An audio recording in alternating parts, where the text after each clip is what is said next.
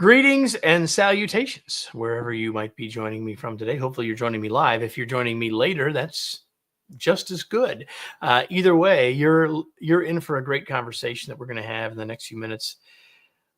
More about that in a second. But before we get to the show itself, let me just remind you that if you're here, I hope that you will engage with us, that you will be a part of this conversation. And the way for you to do that first is to say hello and to tell us where you're from in whatever, using the comment section of whatever social media platform you're on. Just tell us where you're located. That would be awesome. I would love to know that. My guest, I know, would love to know that.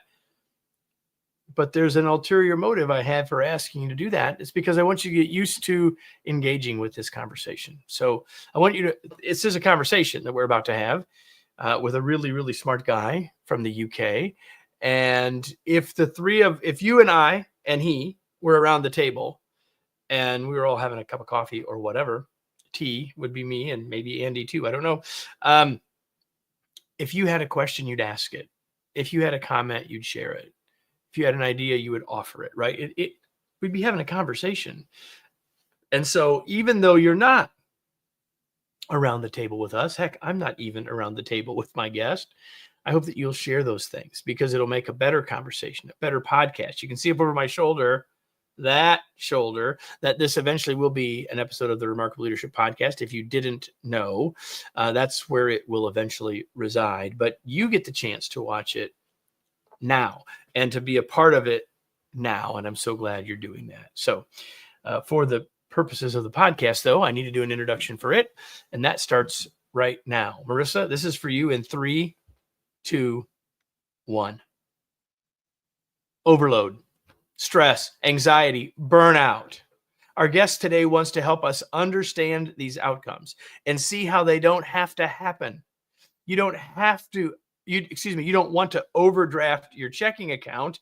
And today we'll talk about how to avoid an emotional overdraft. Welcome to another episode of the Remarkable Leadership Podcast, where we are helping leaders grow personally and professionally to lead more effectively and make a bigger positive difference for their teams, organizations, and the world. If you are listening to this podcast, you could be with us in the future live on your favorite social media channel. You can find out when those are going to happen and how you can get involved by joining us on our Facebook or LinkedIn groups, just two of the social platforms that we live stream these on. Just go to remarkablepodcast.com/Facebook or remarkablepodcast.com/LinkedIn to learn more, get connected so you can join us in the future. Hope you'll do exactly that. Now, I want you to know that today's episode is brought to you by my latest book, Flexible Leadership: Navigate Uncertainty and Lead with Confidence. It's time to recognize that styles can get in our way and that following our strengths might not always be the best approach.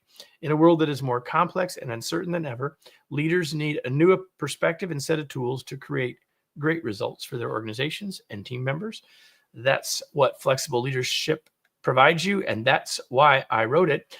You can learn more and order your copy now at remarkablepodcast.com/flexible. I hope you will do that. And then I hope you will stay right where you are as I bring in my guest, Andy Brown, who has, let me tell you a little bit about Andy before we dive in. He has over 30 years experience as an award-winning advisor and coach in people-based businesses. He's also a podcast host and the author of the Amazon #1 bestseller, The Emotional Overdraft: 10 Simple Changes for Balancing Business Success and Wellbeing. It's a book for entrepreneurs and leaders and founders that articulates the often overlooked mental and physical costs of leadership. If you're here, you've probably experienced some of those, which is why I have Andy with me. Andy, thanks for joining us. I'm so glad that you're here. Thanks for having me, Kevin. And to be on your podcast, I was listening to one a while ago with Stephen, forget his surname, and he was talking about the transforming stress into hardiness. I thought, that's my world. That this Kevin is in my world, and at that point, I thought, I'm excited to talk to you. And by the way, I'd recommend that podcast. It was a few ago now, but really enjoyable. So We'll make sure delighted to be here. I'm glad to have you, and we'll make sure that I'm not 100% sure I remember either, but I'll make sure that we have that in the show notes for all of you so you can connect to that. So you've written this great book, which really is about this idea of an emotional overdraft. I want to get to that, but before we do that, I really want to just have you tell us a little bit more about the journey that gets you to this point, because you've been in business, you've been advising leaders and all those sorts of things. How do you end up talking about this? And how do you end up writing a book about this? So two very different questions in a way. I ended up here. I started off life as a researcher, paid my way through university, doing that, and that led me into advertising and marketing. I ended up on the board of an advertising agency, set up my own business. I've sold two businesses, once quite successfully and once very not successfully. So I've experienced both sides of building and selling a business.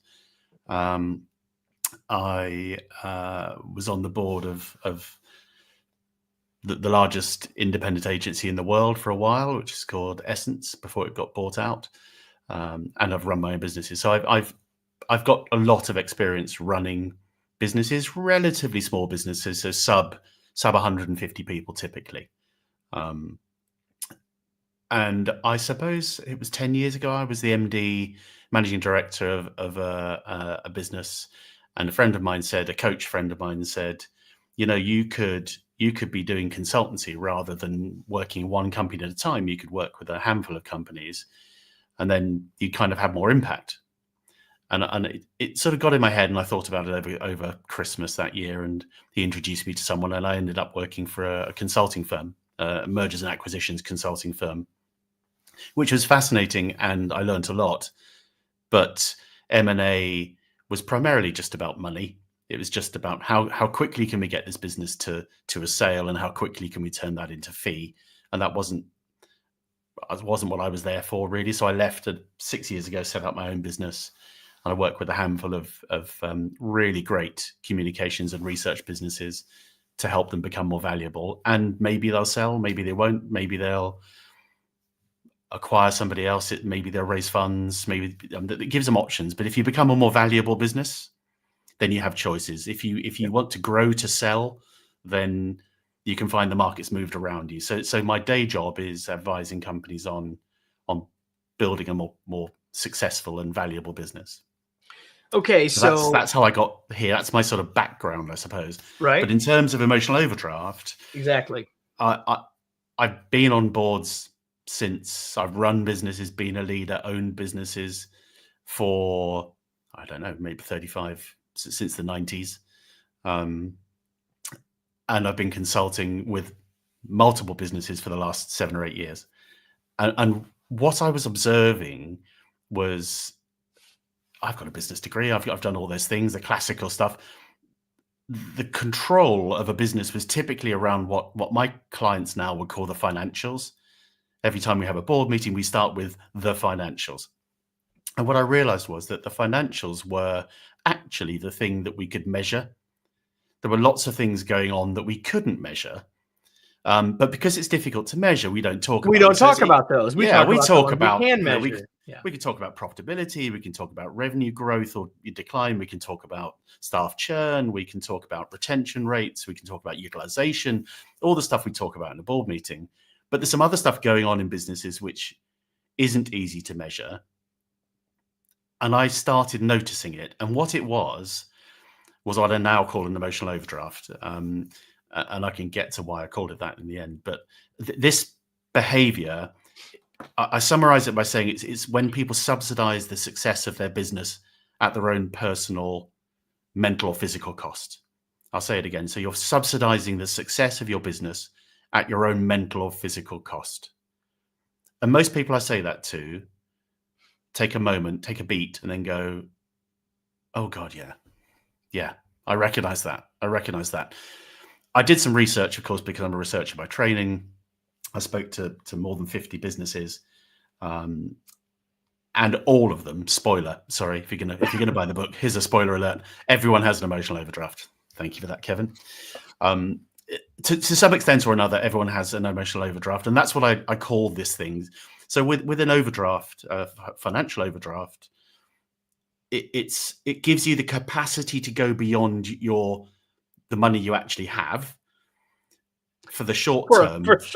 For short term, to do something that you might really need to do. So it might be to pay a big unexpected bill. It might be to because you haven't really budgeted very well that month or whatever. But you go into overdraft, you have the facility. It costs you a lot of money, and then you go back out of the facility because it's the stupidest borrowing you can have. You know, if it was longer term for a car, you'd get some sort of structured financing. You wouldn't buy a car on an overdraft, certainly in the long term. And an emotional overdraft is the same thing.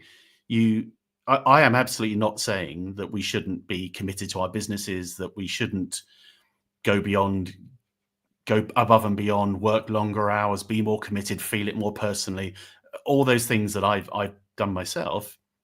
But I am saying that if you stay in that state for any extended period of time, it's too expensive, either physically and or mentally. And where it can lead to is stress. It can lead to physical challenges, which you might not even recognize. You might even notice. It can have impacts on your family. It can have impacts on your community, your friends.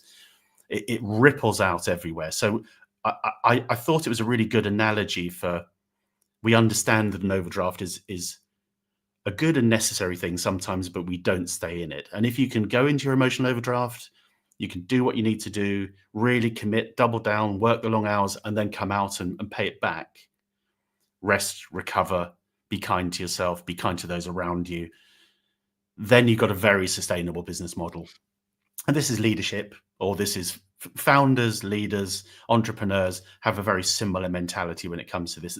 I think the reality of emotional overdraft is that most of us behave like this anyway, whether we're running a business or not. There's a certain sense of self-sacrifice. And if you swap out subsidizing the success of your business with subsidizing the success of your operation or your enterprise, it could be someone running a family. I get mothers who read this book. I mean, this is the utter joy of having put this book into the world, is that some people read it. But I get people come back to me, and I know it's having an effect. But I had a mother recently come back to me. She said, I read my friends the first chapter, and they said, who is this? And they went, oh, this is you. This is you. And she's not running a company. She's not a leader in the conventional sense, but she's a CEO of her family. And she felt she was constantly subsidizing everyone else's happiness and everyone else's success, and her friends. It would always be her that put herself out to do the thing. And so she said it resonated with me. So I think it's a fairly universal thing. It's a very long answer to your question, so apologies for that. But that's where it came from. I'm glad you brought that up, because you talked about, you work with founders, you work with entrepreneurs, and certainly that is a use for this. But this applies to all leaders, which is why you're here, because our audience is broad, totally, and all those things, right? So in this, so I get books all the time, right? People are pitching us to be on the show, and so you look for patterns before you dive in and make decisions, right? And so I pick up the book, and it says emotional overdraft on an angle, which is cool. Changes for balancing business success and well-being. So the first thing that comes into my head is, this is a book about work-life balance. See, that's why I want to bring that up, because I want you, because you wrote this book, to talk to me about how you feel about that term, work-life balance. I think you know how I feel about it. Well, I've read the book. Yeah. But no one else listening has. No. So not nobody else. Not nobody else, Kevin. Maybe. But yes, it's true. People are going to read first, right? When they are. And I get it. I get it. It's a really helpful expression. Work-life balance is a really helpful expression in that it raises the issue of not being subsumed by your work. So in that sense, it's great. But it also sets up a dichotomy as a phrase. It suggests that work and life are separate things, and you either work or you live. and you can't, almost can't wait for work to stop so you can carry on and do your life. If you're an entrepreneur, if you're a leader, if you're anyone who's committed to their career, you work is just part of life. Work is part of that continuum. So if you call it work lifestyle balance, maybe that's getting closer to something that's more useful, because it's, am I balancing how I live and how I exist and my role in my community and my role in my family and everything else with my dedication and commitment to work? Then probably I buy that. But work-life balance, I just think, sets up for people like you and me, and for people listening who are really dedicated to what they do. They aren't separate things. So it's not a helpful or useful thing to describe. So that's my view on work-life balance. Let me just add. But I also understand, my publisher would love me to put work-life balance on the front of it, and I refuse to do it because it's a phrase that people do understand, and it's helpful, but it's helpful on the way to something, I think. It's in here. It's just not what the book's about. And the thing that I will say too, because you've already hinted at this, is that I always talk about work-life balance is that people seem to think that there's a perfect place to be. And the reality is that we're all in seasons, whether it's seasons of life or it's seasons of the year or, whatever, right? Like, okay, I've got a new book coming out in a few months. Few months now, by the time you might be reading this, it might be very soon. Like, where my focus is different than it might have been 7 months. Well, 7 months ago I was writing the book. But my point is that where we are in our life and in our work means that where we are on these things might be different. Your comment earlier, and we're going to get into this about the overdraft in a second, is that we might need to go to a different place for a while, but it's not sustainable. We can't stay there. And in that regard, if we think about work-life balance that way, then it's helpful. But the way most think about it, to your point, well stated, it's less than helpful. It makes people think that there's a place they're supposed to get to, and they don't ever feel like they're getting there. Yeah, because a balanced state is a healthy thing. It's what you guys were wrestling for in your election recently. It wasn't as simple as I prefer this person or that person. It was how do we find some balance in our politics that gives us the opportunity to succeed and to thrive. And we've just had an election in the UK as well in the summer, and it was exactly the same challenge. So balance. You guys are just smarter because you don't make it take as long or cost as much. I'm just going to say that about all that. Let's just make it safer for all of us and move on from there. So why? And you've hinted at this already, but why do we do it?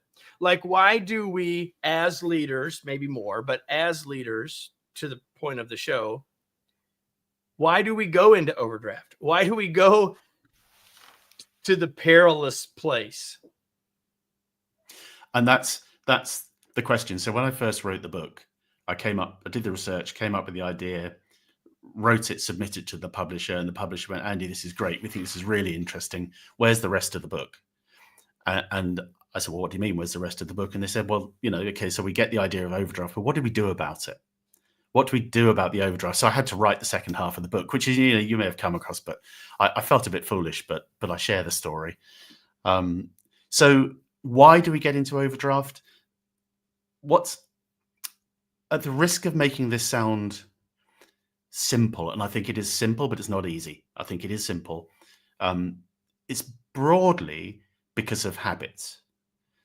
And what I've identified in the research for the book is there are broadly 10 areas or 10 habitual behaviors. I call them drivers, but they are 10 behaviors or habits, which to a greater extent affect all of us. And the profile is always different, but there's certainly this combination of 10 drivers. And we typically behave out of habit.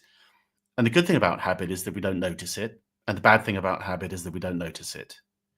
So it's good that it helps us do things without thinking.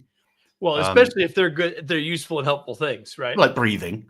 You don't want to think about breathing all the time because that's not. And it is a good habitual, but it's reflex. To keep breathing. We're just saying. That's my big conclusion in the book: is keep breathing. Actually, it's not a bad thing to do with breathing exercises, but that's a different story. So, there are broadly 10 behaviors. and they're universal to everybody. It's just the balance of those behaviors is different for almost everybody. And for example, a classic one is what I call JFDI, which the publisher insists I call just flipping do it. Is a JFDI behavior is if you're a doer, I just get things done. I'm one of those people. I get things done. That's why I'm a leader. I pile in. I lead from the front. I make things happen. I get things done. I'm not afraid to roll up my sleeves. I'm ready to help. Absolutely. Yep. And that's great. And that's what's interesting about all these behaviors. On one, like a SWOT analysis that when you did at college, every strength is a weakness, every opportunity is a threat. This is the problem. But it's not a bad thing to be a doer. But when that doing mentality means that the answer, there's a problem in your organization or your team, and the answer is you jump in and fix it, or you always have to get involved, or you're the person that likes to lead from the front and show people how to do it, and then you kind of hang around. This is the sort of behavior that then, well, what happens? I'll tell you what happens if you're a doer. You've got a team, and they will try and solve a problem, and you'll jump in and go, like, let's do it this way, and let's do that way, and I wouldn't do that, I'd do this, and you come in and tell them how to do it, and the team go, oh, okay, well, Andy's going to come and fix that, so we'll let Andy get on with it. And if you keep doing that, what happens is that team, there's no such thing as bad dogs, just bad owners. You teach your team to expect you to jump in and help. Yeah. And what happens is that over time, they'll go, well, I'm a bit less engaged. I'm a bit less, I know Andy's going to jump in anyway, so I'm not going to commit as much effort to this. It'll be wrong anyway, because he's always got the answer. So he's going to jump in. I'll just do a sort of draft, and then Andy can fix it. And one day you'll wake Apparently, up. Apparently, that's what Andy wants. So yeah, because he keeps playing the game as it's been designed. Precisely. Whether I like it or not, that's the game. That's the way we play. And then I wake up one morning and I've got a team of people who are disengaged, unmotivated, who do bad work. And I'm thinking, how come I'm the only person in this company who is interested in standards, who's doing good work, who's having good decisions, who's originating ideas? How come I'm the only one? Well, because Andy. I don't know how I ended up talking about myself. I should have used Kevin. But, how come that's happened? Well, I've spent years probably teaching that team to respond that way. And what happens is they're sitting back, they're less engaged, they make less progress, there's fewer promotions. There's a very long cycle of behaviors that follow on behind that. But what we do know is that you are going to have to spend more time. You're going to be dragged into more things. You're going to feel you have to do more. And then other behaviors start to come into play, like trust is a big one. So very aligned with JFDI is the trust behavior. It's great to trust people. It's great to trust your team. And you should do that. But lots and lots of leaders struggle to trust their team. And imagine you've just been doing all this JFDI behavior, and now I've started to doubt my team a bit. Did I recruit good people or not? How did these people get through the recruitment process? These people are pretty bang average. What's happened to them? Well, I don't quite trust them anymore. So what am I going to do? I'm going to start hiring some other people. Maybe I'm going to find other teams. I'm going to stop giving them work. They become demotivated. They might leave. They might look for more fulfilling work. And so trust, and that reinforces my feeling about trust, because I go, well, I was right not to trust them. And I've been in so many companies, particularly working with smaller companies where the leadership kind of know everybody, or 70, 80, 90, 100 and up to mid hundreds. You kind of know who everybody is. And the solution, what you spot the behavior, it ends up with them sacking people. They release people, and they say, it's a shame you didn't quite work out. You've been here 2 or 3 years. We thought you were going to be great. Didn't really work for us.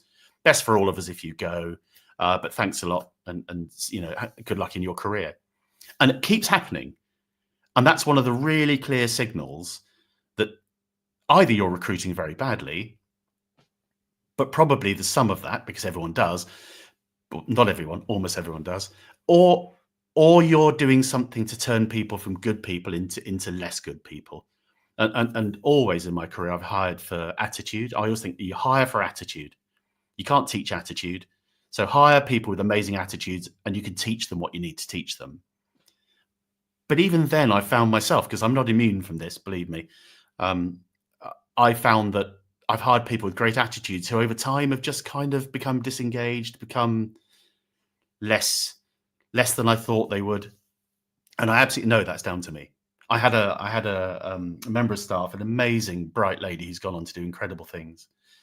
And she once said to me in a meeting, she said, and I was MD at the time, she said, Andy, one day you'll make a really good MD.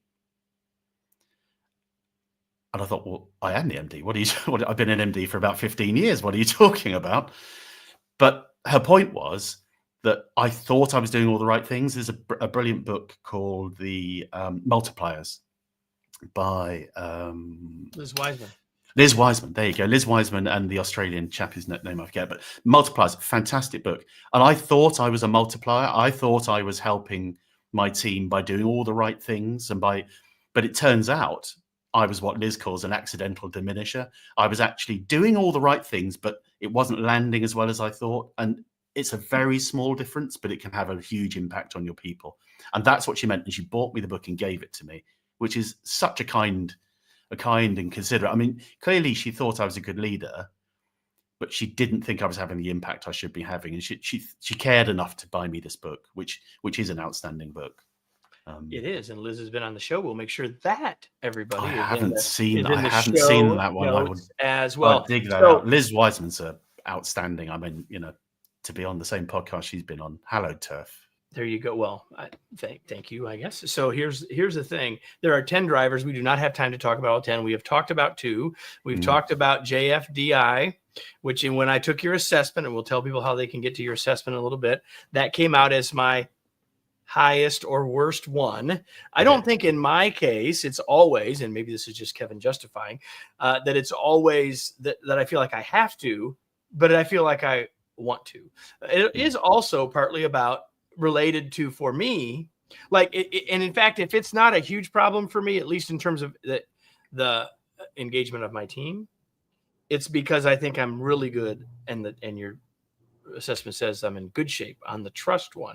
So I balance that one. But here's the one that I think there's or at least for Kevin, sees a connection to JFDI, and that's urgency. Right? I'm doing it to be helpful, and I'm doing it just because we just need to keep moving. And so talk about this urgent. Again, we can't get to all of them. So well, someone's written a book about what about the driver of urgency? I'm sorry, go ahead. I was going to say someone's written a book with all the 10 things in it. So if you're interested, you can always grab a copy of that. Thank you, Kevin. Here it is. Emotional Overdraft by Andy Brown. That's who we're talking to. So talk about this driver of urgency. So urgency is really interesting. And in the research, it showed up as things like, the comments would be, I asked people why they ended up in this state. And they said things like, well, it was short of time. I was acting on reflex. I wasn't thinking. I just jump in and sort of get it done. So it feels important. It's very highly related to JFDI. And that's the other thing, is I've artificially created the distinctions, but they blur. They edge into each other a little bit.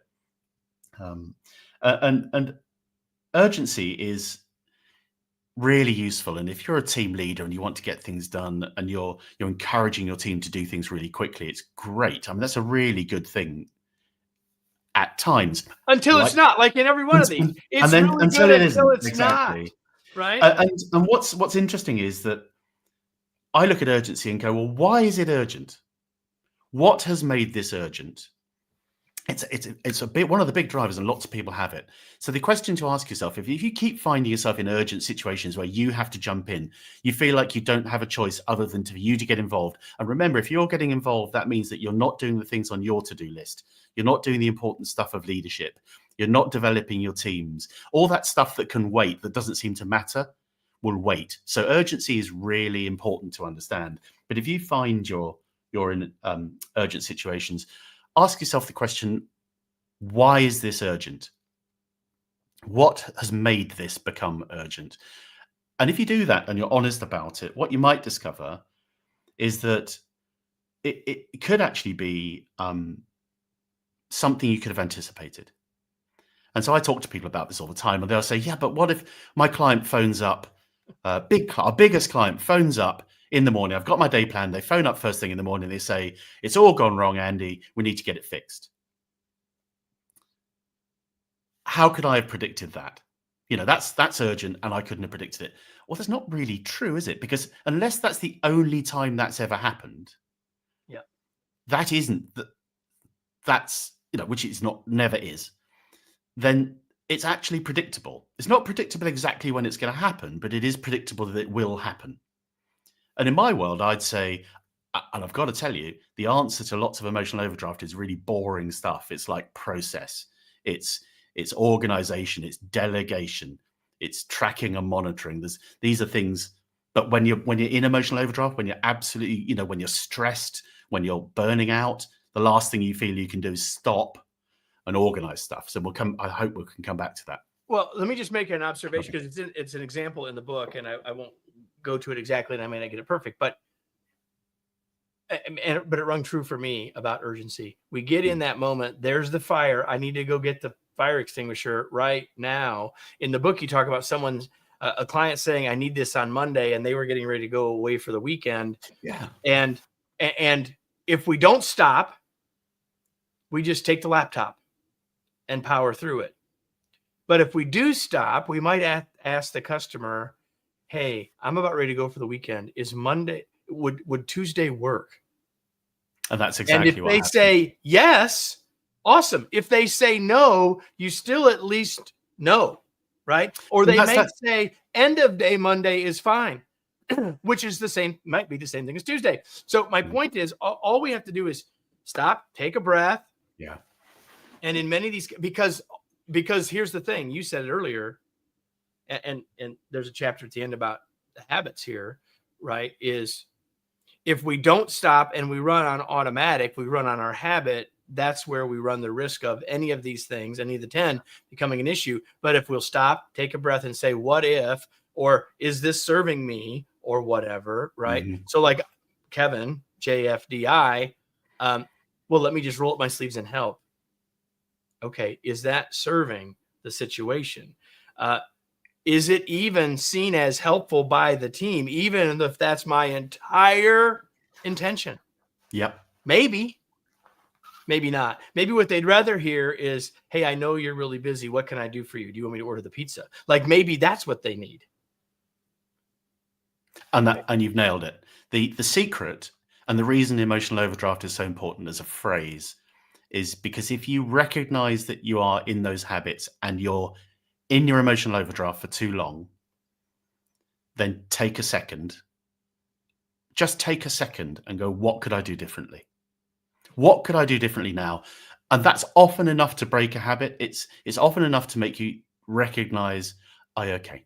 So when I go running 2 or 3 times a week, I have to put my trainers by the bedroom door. If I don't, I know that I'm going to probably find an excuse. It's too wet, it's too cold, it's too sunny, it's too whatever, too Monday. Well, wet and too wet and too cold is most likely where you live. I'm just going to say. They are, yeah, but I wanted to put it out there. But if I put them by my bedroom door, I know that, but that I do have to get in the habit of putting them by the bedroom door. So it reminds me. That's the habit. So that's a good habit. So that's how you flip it.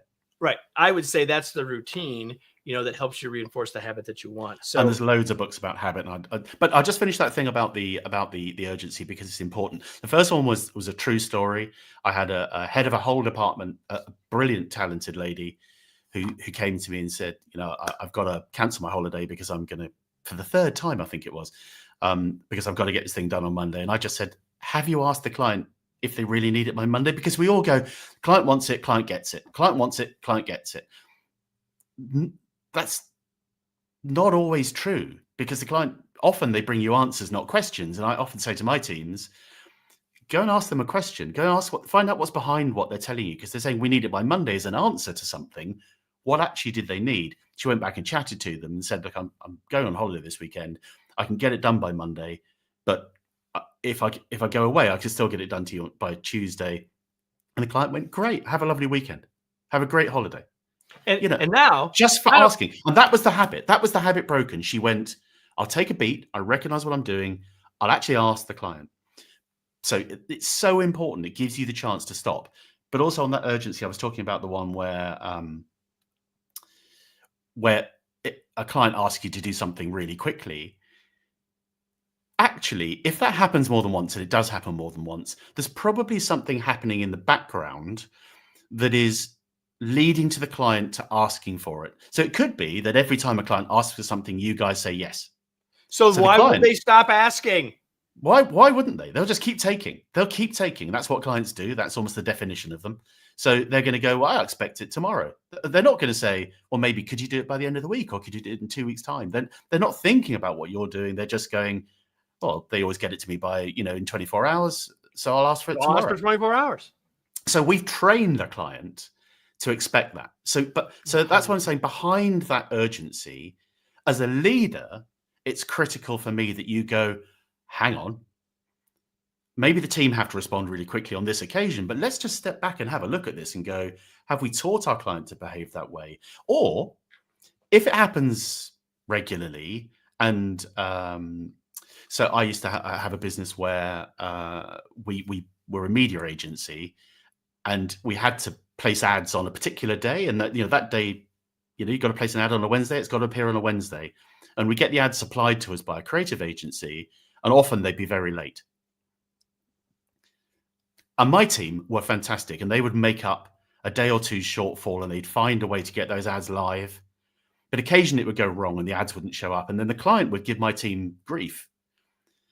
And I said, have you ever told the client what the process is and why we say we need them 4 days before the media booking? And they said, no, we've never told them. And I said, why don't we, because we get lots of clients doing this, why don't we make a little animation that just explains it very simply? And then we can use that, and then we could say to them, and when your creative agency supplies with 2 days notice, and we need 4, we're not being difficult. There's these processes that have to We're happen. trying to There's make legal sure and we can compliance. always make it happen. Is it So any other? And it changed. It changed the media buying department with the clients, because suddenly their clients were educated to understand all those emergencies slowed down. They'd start giving their creative agencies the pressure rather than my team the pressure. That was in a period when we doubled in size in 18 months. So we were under pressure anyway. We were doing amazing things. But that sort of thinking, so there's an urgency.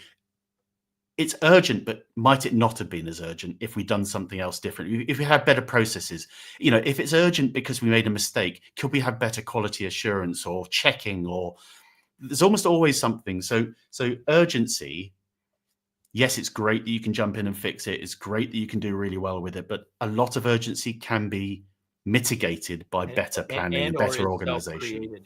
And it's self-created. So we are talking with Andy Brown, the author of The Emotional Overdraft, and the richness that we've had in this conversation is just about a very small part of the book, which is why you make sure you go buy your copy. More about how to do that in a second. But I have a couple other questions, Andy, before we finish. And because here's the thing, normally the show is about 30 minutes. We're already over that. And sorry about that. All that means is that this was a good conversation. But what it also means is that we're starting to dive into what other people might have said. Hey, this is more time than I usually spend with Kevin. So I want to be aware of that. But I do have a couple of other questions before we go. Number one is, I want to know, Andy, what you do for fun. Because one of the things we need to do to get back out of our emotional overdraft is to make sure we're not missing on those things that bring us joy and rejuvenation. And so what are those things for you? Well, I exercise well. I'm coming 3 days a week. If you put the shoes out there, you already told us. If I do, well, and I go to the gym 2 days a week as well. And my publisher is a really good example of this. She's run every day consecutively for over 6 years. And she does that by her definition of a run is anything 2 kilometers or more. So it doesn't have to be miles. It can just be a mile. But every day she's committed, and she was struggling originally to do it. And she changed her mindset and changed it from, I try to run every day, to I am someone who runs every day. And she now recognizes herself as someone who runs every day. I'm a runner. And that's not someone who tries to run every day. Because if you try, you've got permission not to run. She is someone who runs every day, and she identifies with that. And I only share that because I do love running quite long distances. But if you're listening to this and going, but Andy, I don't have time, I'm too busy. And I hear it all the time. I've stopped going to the gym. I don't play five-a-side anymore. I've stopped playing sports. These things are so easy to let go when you think you're busy. These are the things you have to plug into. The physicality. This morning was a beautiful sunny day in the UK. It's a rare thing, but a beautiful day. And I made time this morning. I moved a couple of things and I went for a walk. I love walking. I love walking quite long distances, rambling. That's one of my big hobbies. The other thing is I support a football team. Football is actually football. I think you call it soccer. And I go and support them. And as a 59-year-old man, I can stand on a terrace with lots of other balding men and shout abuse at people I'll never see again in my life for 90 minutes. It's just an amazing release and a sense of community being in this. And I don't support a very good team. So there's always this shared sense of angst and depression and yeah, but it's a glorious thing, and it doesn't feel very grown up, and that's also probably a very good thing as well. So that's what I do but I make the time to do it. I plan it into my diary and I make the time to do it. We make choices, and we make the choice to do that. I don't have to run. I choose to run. I get to run. I'm a runner, right? I love that. What are you reading? Or Andy, what's something that you've read recently? I do read a lot, but right now I'm rereading a book which is called Connect by Carol Robin. And Connect is I think it's Harvard, but Carol runs the most oversubscribed course on the Harvard MBA course, and it's known universally as the touchy-feely course. And so there's the MBA and there's all that kind of series. We talked about finances earlier and how you interpret P&L and all those things. But the touchy-feely course is how do you connect with other people? And it is the single most oversubscribed. You have to justify getting onto that course. It's very hard to get onto. And Carol and her colleagues have written this book called Connect. And it's a series of stories they follow through the book. It's really beautifully written about how people connect with each other in a business setting. And it's so fascinating. And it's probably 3 or 4 years since I read it. So I pulled it. I was talking to someone the other day about it. I pulled it off the shelf and it's by my bed right now. And it's a fabulous book. It's a book I wish I'd written. I mean, mine's okay. I'm really pleased with it, but yeah, it's a cracking book.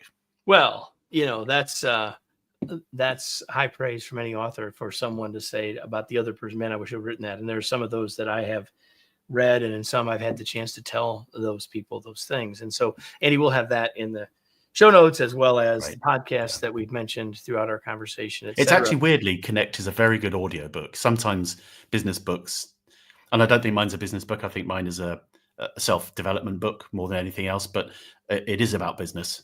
But this particular book works really well as an audio book. So if you feel you haven't got time to pick a book up and read it, give it a go on audio. Is really worth trying. It's a different way of consuming intelligence. Well, and if people are listening to this podcast, they're already auditorily focused.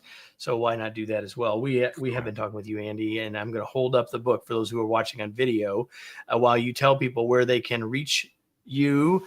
Where do you want to point people? And if they want a copy of the Emotional Overdraft, where do they go? I'll let you do that for a second right now. Okay. I'm sure most people know where to buy a book. Amazon, of course, but support your local bookstores if you can. They can definitely get hold of a copy.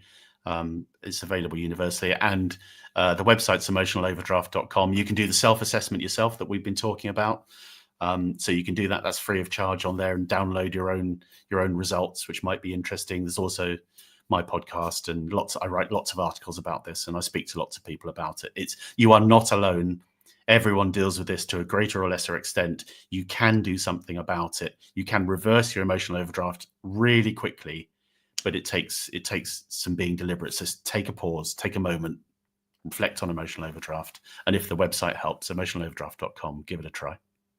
Hope you'll do that. And before we go, every episode, I ask you as a listener or viewer this question: now what?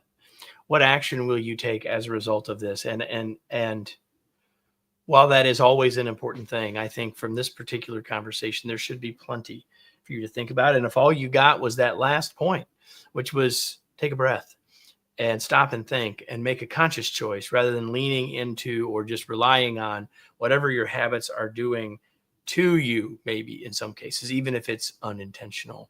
But whatever it is that you took from this, my hope is that you will take action and not just listen and say, oh, that was pretty good.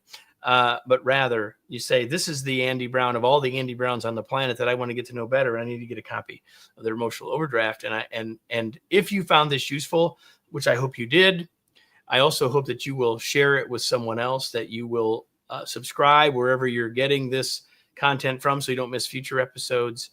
Andy, thanks so much for being here. It was a pleasure to have you. You're welcome. And everybody, you should subscribe and you should like it, depending on where you happen to be listening to it from, because we'll be back next week. And we hope that you'll be with us too for another episode of the Remarkable Leadership Podcast.